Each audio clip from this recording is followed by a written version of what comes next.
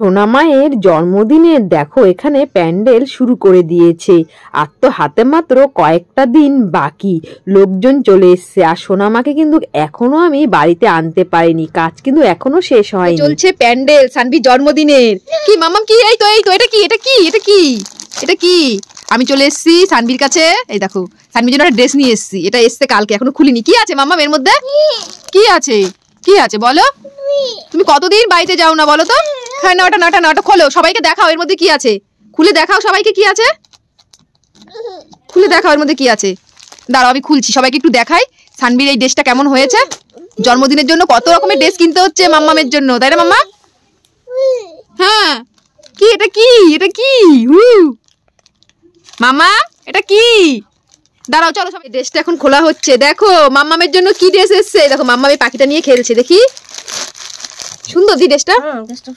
দেখা সবাইকে মাম্মামের ড্রেসটা।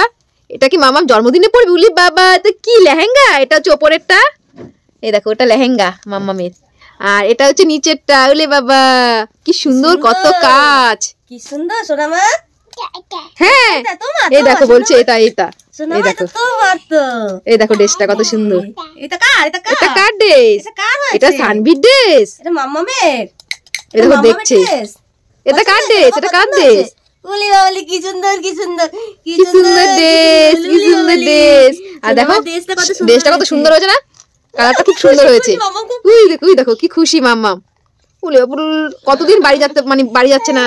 হ্যাঁ এটা বাড়ি এখনো ঠিকঠাক হয়নি পরিষ্কার, এখনো 2 দিন লাগবে পরিষ্কার হতে।